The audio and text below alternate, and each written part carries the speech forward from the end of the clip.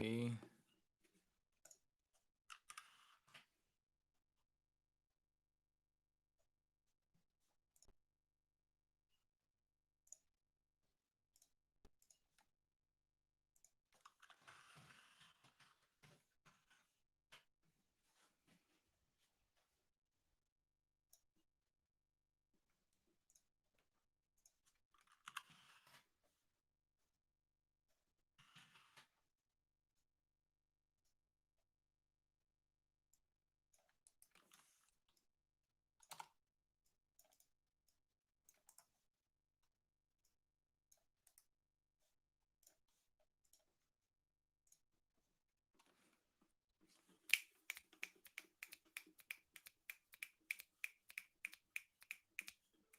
Is this one working?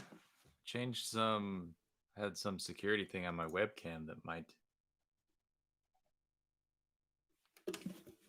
be causing problems.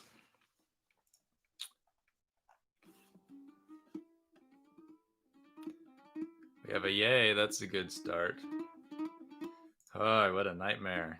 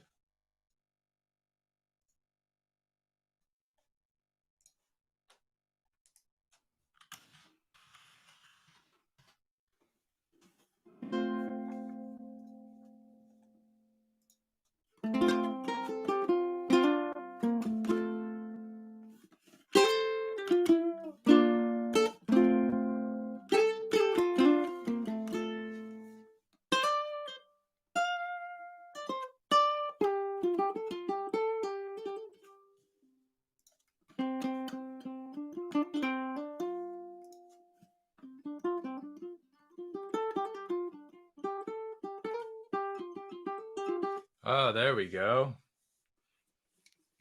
Numbers are jumping up. Sorry about that, everybody. I think I'm on a new computer and I've got a security thing that was blocking my webcam. So hopefully this will allow that kind of stuff to work. Total nightmare. But hopefully we're on now. Thank you so much for bearing with me. I'd like to think that this won't happen every time. I'm going to try and do this every week. But I was thinking of talking about transfer shapes, is what I was calling them in my head. But about how the kind of the matrix of the fretboard jumps from string to string. And I thought we could talk about chromatic scales and the different finger patterns you use to move the chromatic scale onto different strings as you move up the fretboard and around. So a chromatic scale is basically an every fret scale. You could play one, say on the C string, third string from the bottom. You could play open and then just go one fret at a time. And if you're more beginner, you could play it with just a single finger. If you want to be a little more advanced, you could try finger shifts, where after if you play four fingers, you go back down to your index finger for the next highest. So it'd be like 1, 2, 3, 4, and then to play the next one, the fifth fret, you would go to your index finger and jump and start your fingers fresh again, and then you go 1, 2, 3, 4, 1, 2, 3, 4. But that's a chromatic scale where you just play every single fret. So however you want to do that, you could play a chromatic scale. You can do this on every string.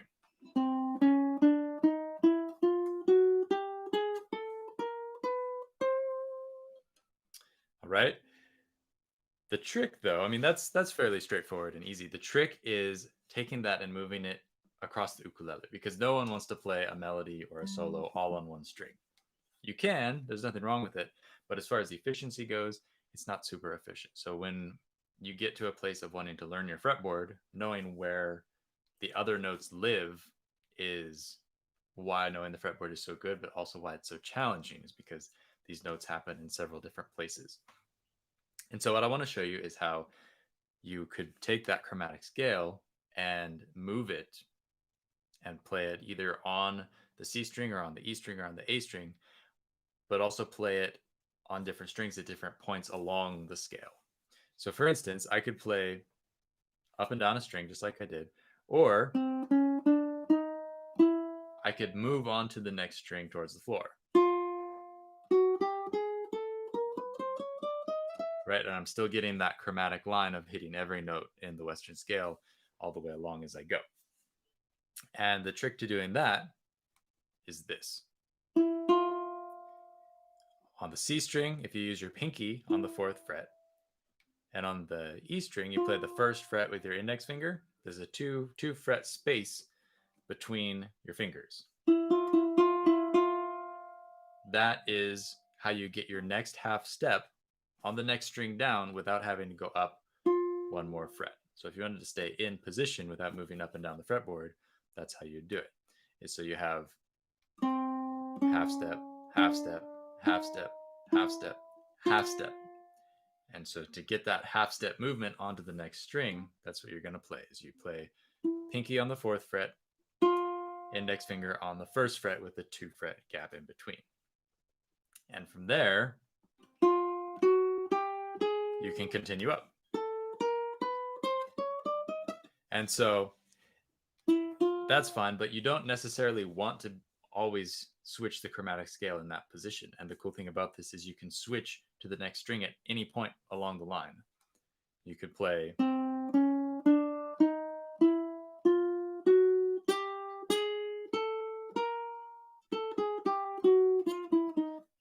and if you go up and down, you could actually move this. And this can happen on any 2 frets as long as you have that 2 fret space between your fingers to jump from one string to the next. So I'll kind of show you what I mean. There's a switch. There's a switch, but I've moved frets, right?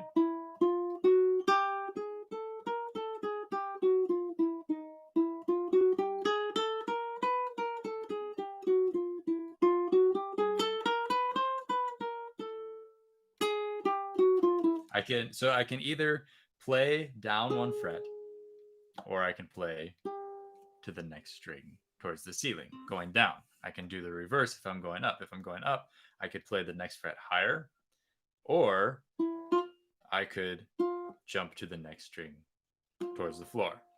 And so this is a little bit abstract because you don't hear about this a lot.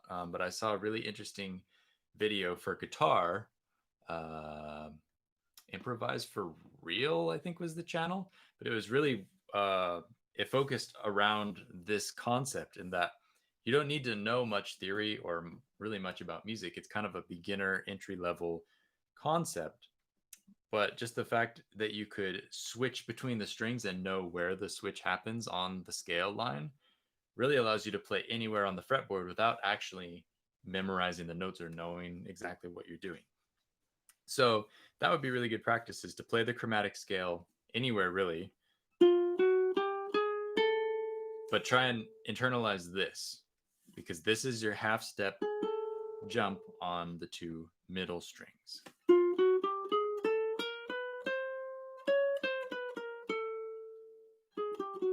Because I could play the same exact thing.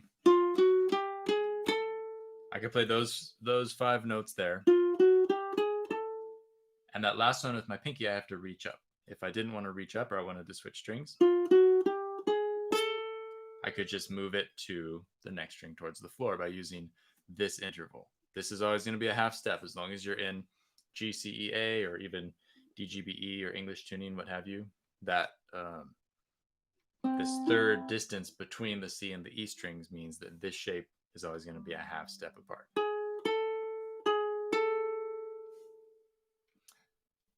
So that's all fine and good, but the chromatic scale is only, so useful. So it's nice if we could take that and apply it to like a major scale. And what we can do to visualize this, um, let's play a D scale. A scale is only really named just by the starting note, the note that you start on. And from there, if you play the right sequence of notes up through the chromatic scale, and you choose the right notes out of the chromatic scale, you can play any major scale.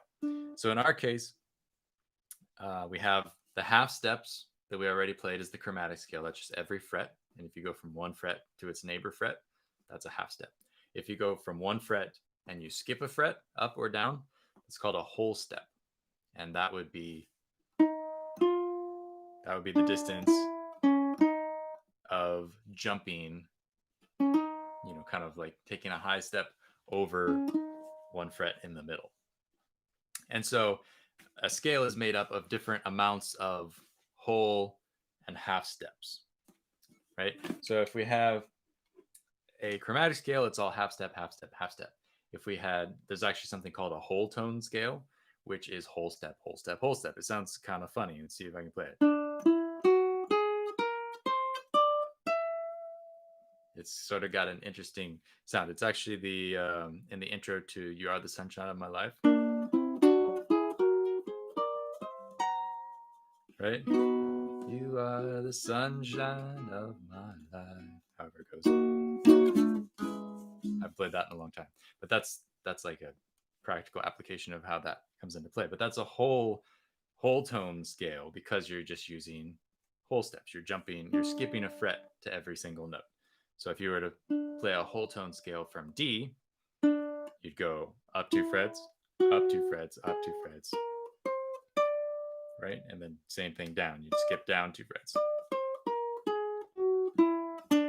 So it's symmetrical, but it's also pretty weird, to your ear. It's not something we're used to hearing a whole lot. And you've got to be like a Stevie Wonder type to really implement it and make it sound hip. But if you combine the magic of the chromatic scale with the kind of weird magic of the whole tone scale, you get all the scales in between by having different combinations of that.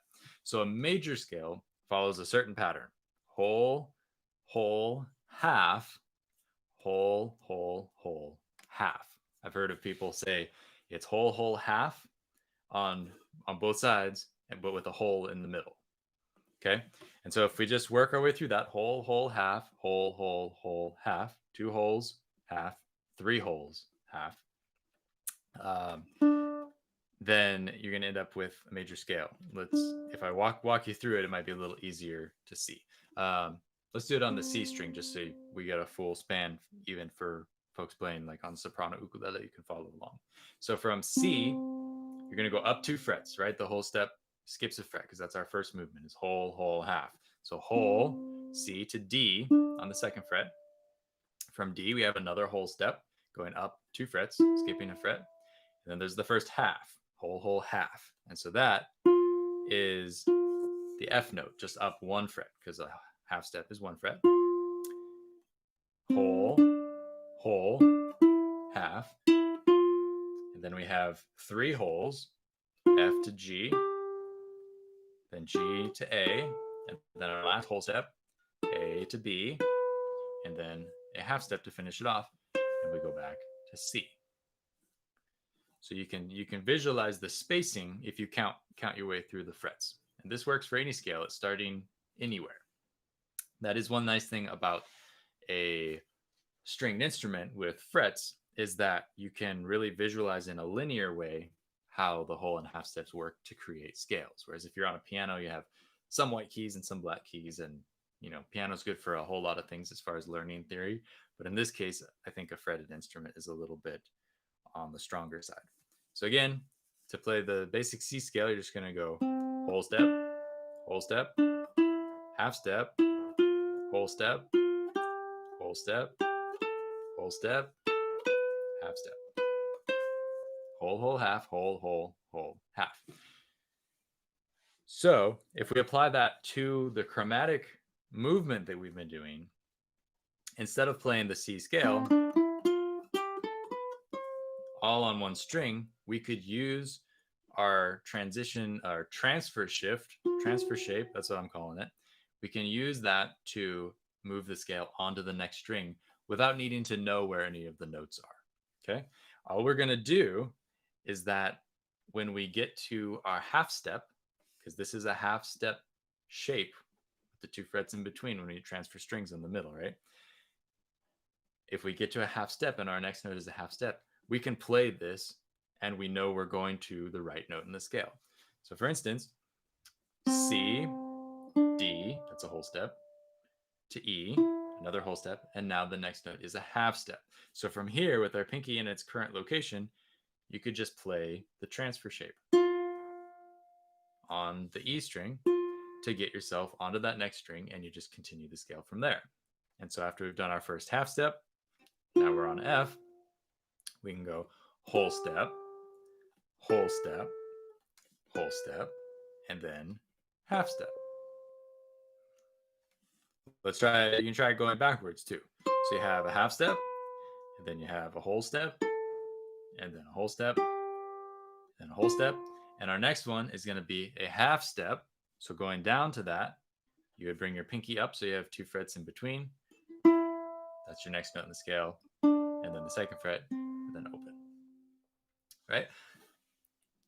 The great thing about the wholes and the halves is it doesn't matter where you start. You could pick any random note on the fretboard and play this up and down as long as you can figure out the distances you need to move from each note. Right? So let's try a D scale. And instead of thinking like moving everything up plus 2 frets, try and think of it just as whole and half steps. Because down the road, when you get to a really weird key, like somebody wants you to play in B sharp or something, sometimes they call keys very strange things. You can figure it out, even though you don't know maybe theory-wise what the notes are. So if we start from D on the 2nd fret of the C string, we can go whole step, 2 frets, another whole step, 2 frets, and then a half step. We could play either up 1 fret, or if we set ourselves up for it, we could play down to the E string. And we know that this is a half step as well with this shape.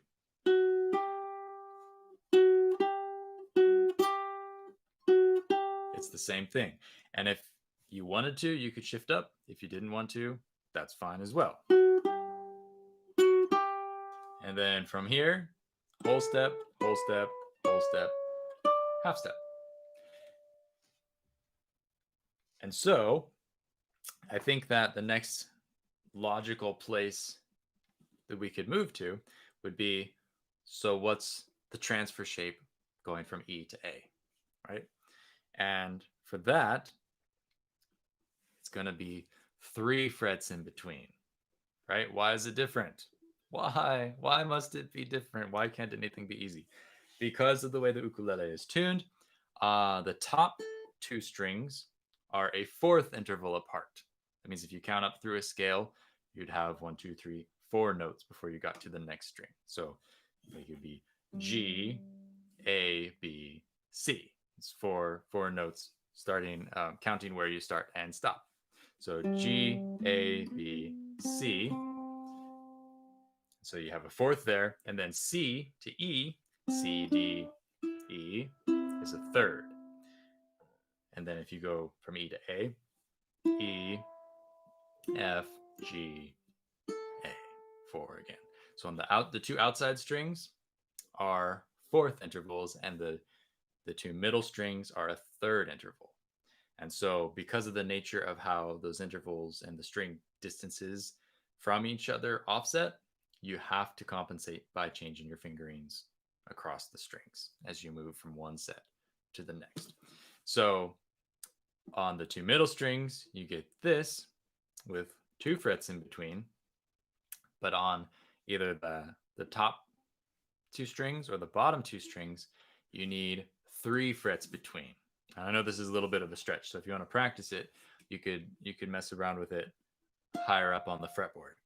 So because I know you guys know what you're doing already, or I'm trusting what you're doing, I don't see too many questions coming up in the comments, assuming you can all still see and hear me and we haven't lost the stream yet. If you were to start with your pinky on the A string and play a chromatic scale downwards, let's see if I can actually do it. If I wanted to switch down to the E string, I would reach my pinky up so that I have 3 frets between those two notes. And that is where my half step is on the 2 bottom strings.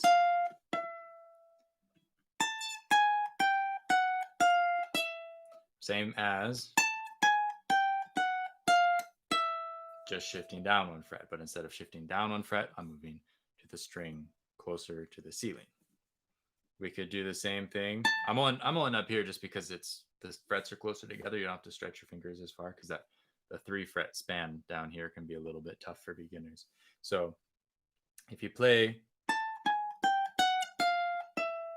that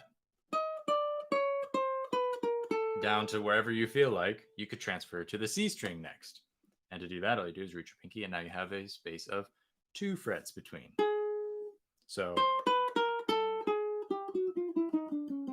right, whatever. And chromatic scale can start from any note. Doesn't matter what note you started in. I believe, even though every chromatic scale is the same, they all have all the notes, so they're all the same scales.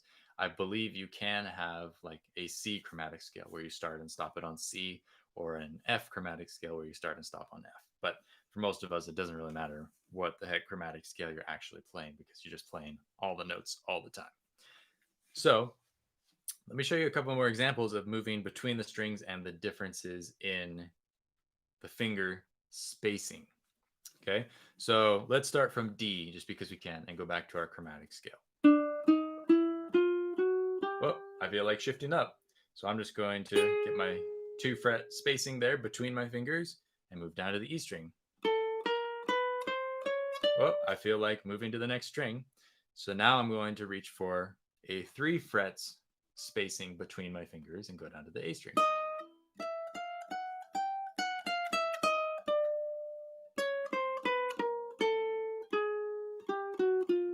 And because I have a low G, I can continue down towards the ceiling, and I would go back to my 3 fret spacing between my fingers because this is also a 4th interval between the 2 top strings, just like the 2 bottom strings.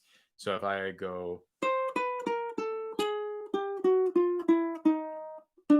that would be my next note, is a whatever note you get, that half step away with the 3 frets between spacing. And so if you have high G or low G, you can do that. If you have high G, it's going to jump you up the octave, which I'm sure you can figure out how to incorporate, but that's not my wheelhouse, which is why I usually stay away from teaching on the G string.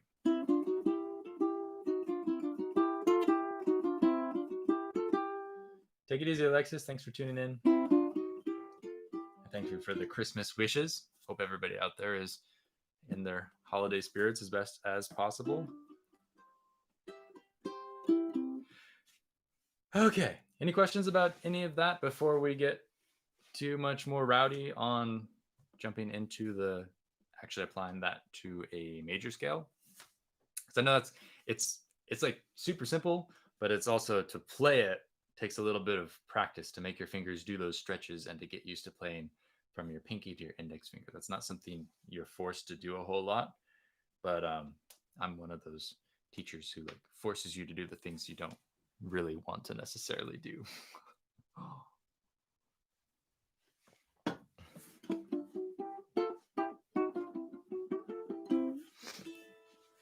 All right, so speak now or forever hold your peace, and we can continue on to applying a major scale to our half step jumps. What is my idea of how these lessons will run? I don't know, my guess is as good as yours.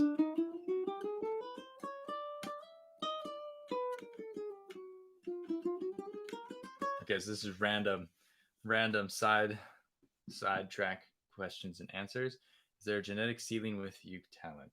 Feng A, for example, has been great since he was 6 years old, almost instantly. Maybe technically, perhaps technically, like the actual facility of playing the notes on the instrument. But if I go back and I listen to Feng E, then or even now, as a musician, he still sounds young to me. He just doesn't have that. I don't know if it's a feel for just having lived years in life or had certain musical experiences or what have you, but definitely technical proficiency and musical proficiency or musical being able to say something musical or kind of emotionally touching. I think that those are two very different things. And I feel like even though, I envy Fingy's technical abilities, like I can't play even close to how well he can technically, but I don't feel like he is yet matured as a musician and that, maybe 10 years from now, he'll be like really the top dog because he'll have something musical to say and also have the technical facility to back it up. That's why I'm such a big fan of James Hill is because he's like, balls to the walls, the best ukulele player you could ever hear. He's just phenomenal technically, but also musically, he's grown to a place where he really has, you know, amazing things to say and things that you want to listen to. He draws you in because of his musical vocabulary and not just his technique. The videos will be available later, as available as replays if you can't catch the whole thing, or you're, I know Tuesday in the middle of the days, at least middle of the day for me, is kind of a weird time to do a lesson, but they'll be available later if you're working or can't make it.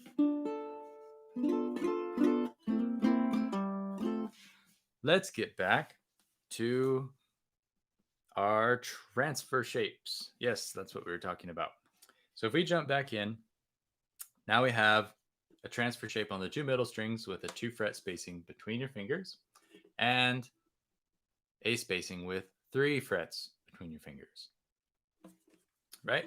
Each of these gives you a half step when you're changing from string to string. If we apply that to a scale, let's try and take the 2 half steps that naturally occur in a major scale, whole, whole, half, whole, whole, whole, half. And each time that half happens, we'll shift towards the floor. And so that means we'll start on the C string. Let's play a D major scale and see if we can walk through it. So we're going to play we're going to play our whole steps and then we're going to switch string. Whole steps, switch string. So we have D, skip up 2 frets to E, and then we have F sharp, another 2 frets up, and then we have our half step in the scale. So because we're on the C string, moving to the E string, those are our 2 middle strings. The middle string pair, we're going to have this transfer shape with 2 frets in between. So a half step to G, right? We could either go 1 fret here or switch down to the E string. Now we need 3 more whole steps. A, B, C sharp, except what I should do if I was clever is prepare myself to be ready for my next note by playing this with my pinky, because you're not really going to want to play this with anything except your pinky. I mean, you can do that and play with your ring finger, but it's a gnarly stretch. So if you can get your pinky to do that, you're going to be better off. To finish up the scale, we need a half step. So from C sharp to D, using our 3 fret span transfer shape. If we go backwards, we would start on D, transfer down to the E string, and then whole step, whole step, whole step, and then I have a half step, so I'm going to transfer down, and then whole step, whole step. Transfer, transfer. And so you could play the D scale in a very unconventional way, really, but it's still a D scale and it's just as useful. As you progress and you get more comfortable on the instrument, you realize that to express yourself best, there's not always one place or another that you want to always keep. You don't want to confine yourself to playing only in one spot on the fretboard or on one string. And if you can play these things in a bunch of different places, that's super beneficial, which is why these shapes can be really cool. Like for instance, if I played that version of the G scale for 5 years and I really got sick and tired of it, I could change And instead of jumping to the next string on the first half step, I could wait until the second half step. Yes, we're almost to the end of the scale, but you would be forced to play in a new place on the fretboard.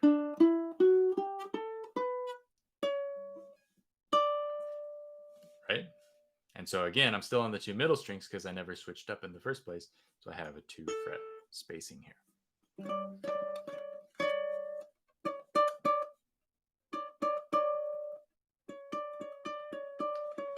So question is, doesn't the interval pattern for a major scale come from the white keys on the piano and the C scale? Yes. Yes. I don't know enough about the internal workings of the piano to really give a definitive answer. I imagine that I would guess that if I had to make an educated guess, that the white keys didn't inform the music so much as the music informed the white keys. And whenever they decided to put a piano together, they decided like, oh, well, it would make sense if we had one key where the white keys were just the major scale all the way up and down. That would be my guess, but don't quote me on that. Okay. So I guess the obvious question is, what about whole steps? Right? We've talked about half steps, but you're not always going to want to wait until a half step comes along to shift strings in every situation. That doesn't really make sense, and it doesn't really free you from what you're doing. And so since a whole step is one more fret from a half step, all that means is it's going to change our transfer shapes by 1 fret. And the lowest fret, the fret closest to the headstock, is going to move up 1 fret. Right? What do I mean by that? If I'm playing a D scale and I want to play my transfer here from the E to the F, instead of playing up 2 frets here, that would be my normal transfer, right? It would be to the half step. Because I need a whole step, I'm going to just move up 1 more fret. So now my transfer window or transfer shape on the 2 middle strings for a whole step is actually going to just be 1 fret spacing now. So D, E, F sharp, which is the same note-wise as D, E, F sharp.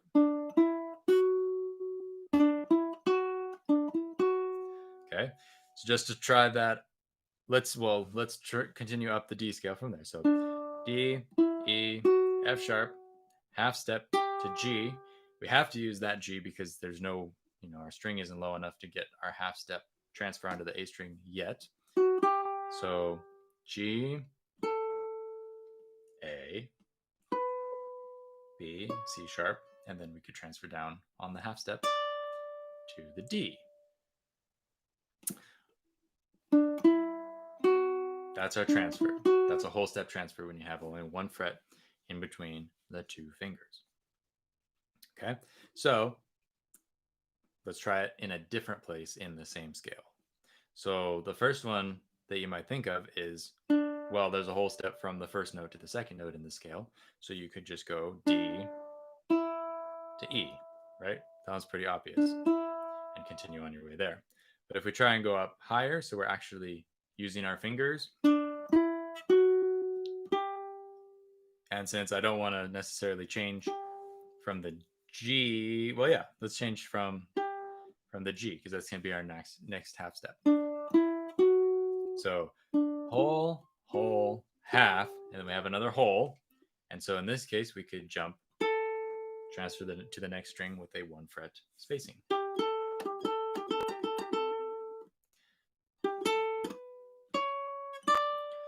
Right? And so that whole step movement from the E string to the A string is going to be, this is our half step spacing, is 3 frets. So to make it a whole step,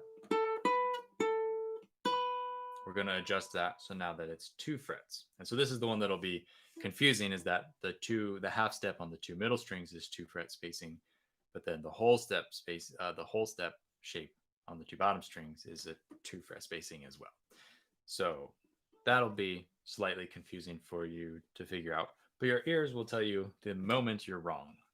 You can't play anything too wrong without your ears saying, you know what? I don't think that's right. So trust your ears.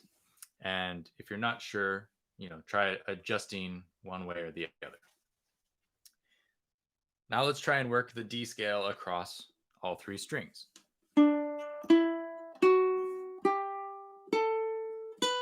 There's a whole step. So whole step, whole step. I'm making my transfer on the whole step, half step, whole step. I need another whole step. So I can go down to the bottom string with the transfer shape for a whole step there with 2 fret spacing. Remember, we're on the bottom strings now, not on the 2 middle strings, on the bottom strings. And then whole step, and then half step. So that is really your traditional scale box that you learn, right? If you were to play C the open way, the way that most people learn to play it, those transfers happen in that location, and that would give you, if you were to shift everything up and play it in D, those are the kind of the traditional transfer locations.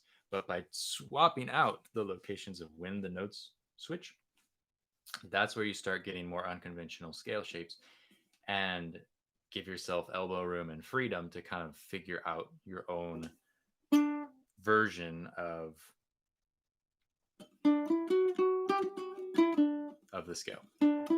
So let's try a couple more, because there's a million ways to do this, especially once you start incorporating downwards motion on the scale where you go towards the ceiling.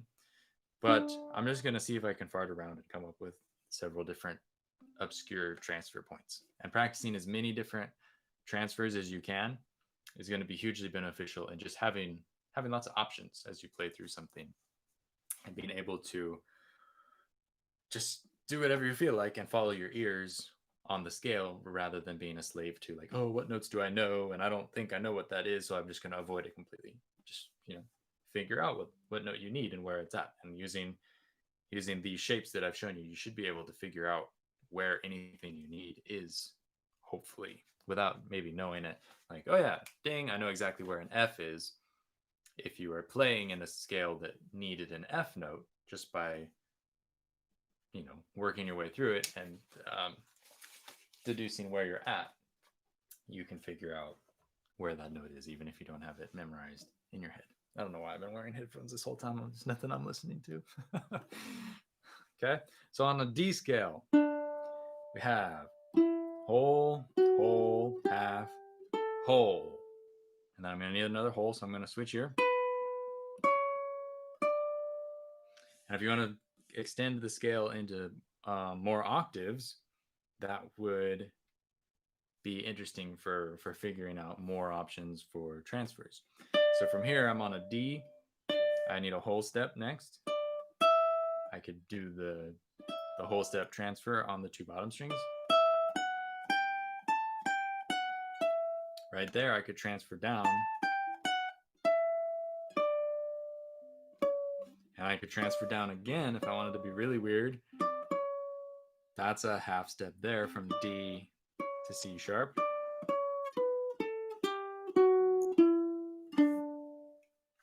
And so this is, it's easy for me to kind of just play that and figure it out as I go, because I've done a lot of that kinds of things and practiced a lot of different transfers over the years and figured out the kind of the corners that you can, find goodies in. But you'll have to sit and work on that on your own. But what I recommend is just take a note, pick a random note. It doesn't even matter if you even know what it's called, because you could sit and figure out, first of all, the chromatic scale from starting from that note, and just decide on some transfers. Like if I wanted to play from F sharp just for kicks, or I'm pretending I don't know what this is called. So if I wanted to play a chromatic scale, I could just work my way through it and figure out some fun places to transfer, because with the chromatic scale, you really have like 12 different places to transfer, because there's 12 different notes. And so if you practice that, you're going to start seeing the half step transfer shapes for sure. And then when you break into, okay, now I want to play a major scale with that, from any note, you can figure out whole, whole, half, whole, whole, whole, half. So if you don't have that memorized by now from me barking it at you, that would be the kind of thing to write down on a piece of paper and put on your wall so you see it every day or multiple times a day. You know, I don't know, put it on the toilet seat or something, just so you're forced to look at it, think about it, and memorize it. Because if you have that in your mind, you can figure pretty much anything out that you need to figure out without having to exactly know where you're at on the fretboard. And related to memorizing the fretboard is that is by having those ways of relating the notes to each other, you're going to have better success, I think, when you go to actually learn the notes of the fretboard. It's going to be like, oh yeah, that leads to that and that and that. So you know, your edges are going to be a little more cohesive. It's not going to be so stark, like here's this string and now here's this string and now here's this string. It can be a little bit more like, you know, just floating right through how the music would flow. Because the music, if you just write music, music doesn't care what frets you're on or what strings you're on. That all has to do with your facility on the instrument and getting used to finding out ways to express that music. And so the less kind of start and stops you have, like, oh, here's this string, here's this string, here's this string, you're going to hear those jumps in the music as you figure out what your transfer is. But the more you get comfortable with just moving across the strings and going from point A to point B, the easiest and the smoothest, the music is also going to sound that way as well. Any questions about any of that?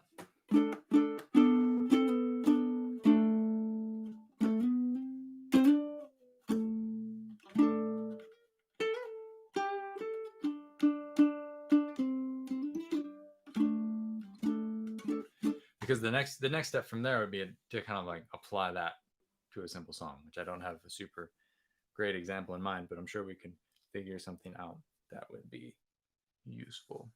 Uh-oh, we got the brain hurts going on. It's a lot to think about. It's a lot to ingest at once, but it's the sort of thing where if you sit and just goof around with it for a week, don't try and pressure yourself to figure it out, because there's not really anything to sit and practice. It's not like I've given you any exercises or drills. It's sort of like a, hey, let's see where this goes, and hey, let's see where this goes. And you know, really the focus here is just transferring a couple of times and getting used to doing that and moving between the strings. Yeah. So applying this to a song, there's actually a really cool site. I'll see if I can find it when we get off of here, and I'll post it on the Live Ukulele webpage where the stream is supposed to be. We had kind of a whole bit of confusion this morning getting the stream started. I had my webcam blocked and YouTube was not cooperating, and lots of trouble. So we ended up having like 3 different streams that I had to start and stop and delete. But I would like, if possible, in the future, to try and centralize people on the page actually on liveukulele.com, because I've actually got the video of the stream and the chat embedded on the page, but also I'm more used to editing my site than trying to find my way through like editing YouTube video descriptions. So I can just throw up a link easier on my website. So if you go there, I'll throw up a link to a page of basically it's single string song melodies so that you could play on one string. And basically all it is just like a line of numbers that are the frets that you're supposed to play. So, you know, if you play something linearly, it's all on one string. It's actually pretty simple. And by changing strings, you add to the difficulty. But if I was to play like Twinkle Twinkle Little Star or something on one string,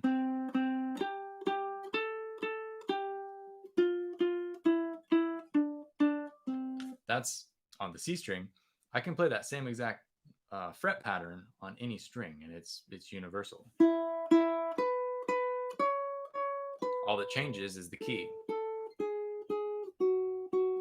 Because I'm playing on a new string, the root of that I'm playing is different. right? That would be a single string melody.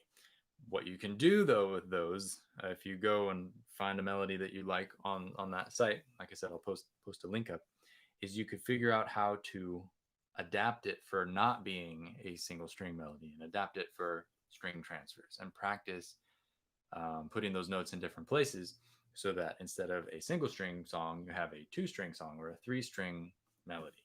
And that can be a good source of raw material. If you kind of aren't sure exactly how to approach this, that might be a good way to, structure your dive into experimenting with this. So for instance, if I was to, let's go back to the key of D because we're working here and that's really great. If I was to play Twinkle Twinkle from D, all the song is distances from one note to the next, right? So if I play that, that's a fifth interval, and I could do several things here. I can, that jump, backing up a step, that jump is too big to be practical. So it'd be better if I could put that onto a different string. To put a note onto a different string, you could find the unisons, or you could work from the scale, where if you have, if you know that that's the next note you need, but you don't want to play it there, you could use one of your string transfers to find the note on the next string. So we have this, we're in the key of D, D scale, starting on D. So we have a whole step, then a half step, and then a whole step to the note that we want to move.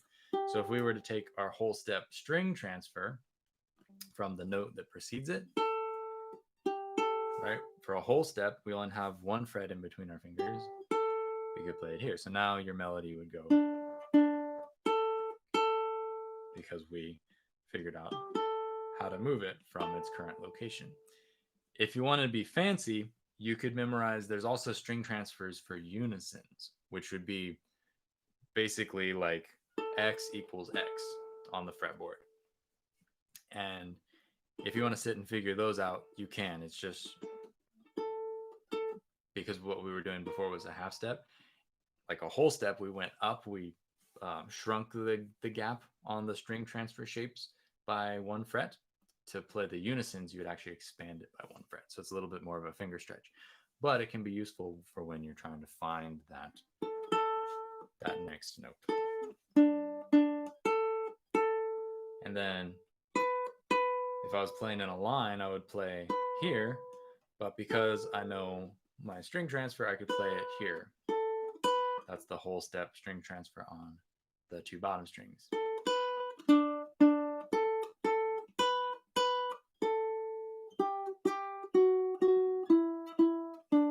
Right?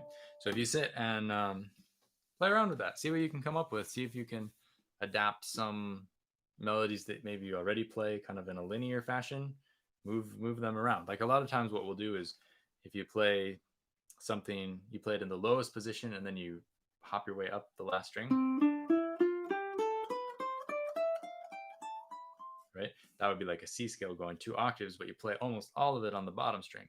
Instead of doing that, it makes more sense to go up higher on each string that you start with so that it's more even, the notes are more evenly spaced out. So for instance, you could do like,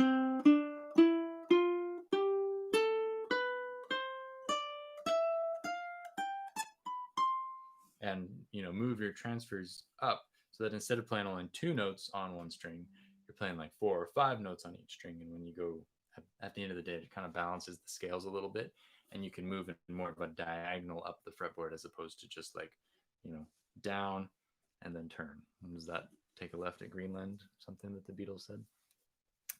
So that's my spiel for the day. Returning to the chat, this will all work on baritone. Correct, Steve. That is the case. Really, all you are worried about in this situation is the interval distances between the strings. So if you play like, say, half step down ukulele, or in English tuning where you have, what is it, A, D, F sharp, B, I think. any tuning that just takes what we've got here and raises it up or down is going to be fine. So fourth, third, fourth, and these shapes will all be the same. However, if you play in some different tuning, like I know a lot of people are trying like fifths tuning these days for some reason, there are transfer shapes for that tuning as well. You just need to figure out what they are. The distances are going to be different. Ode to Joy is mostly a scale. That would be a good one because you could play it like if I was to be, you'd want to start a little bit higher up your fretboard maybe so you had room to make the transfers. But like if I was to start it on G, that would be like the boxed version. But if I was to move it, that's a little more unconventional. But yeah, you could use the string transfers to use the scale in order and kind of see it that way. That's a really good point.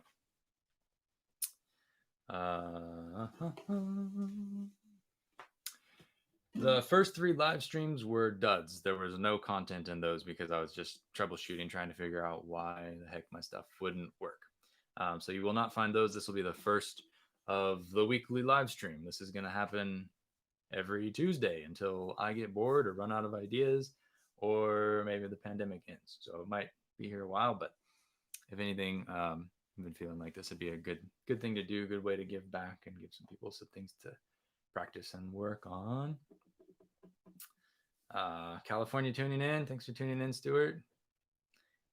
Yep, thanks, Ray.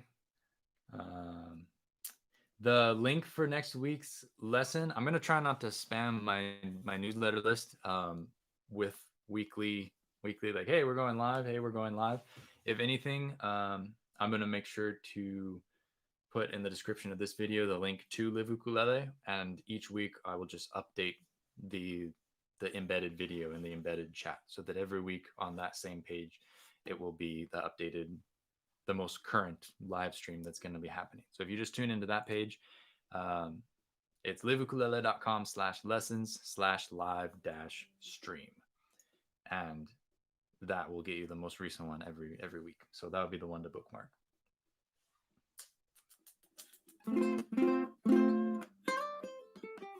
Smash Bros. I was always Samus player, Metroid all day long. Yeah. That or Link. Okay, everybody, thanks so much for tuning in. I'll see you next week, same time. Hopefully we'll be right on schedule now that I've figured out why in the world my webcam doesn't want to work.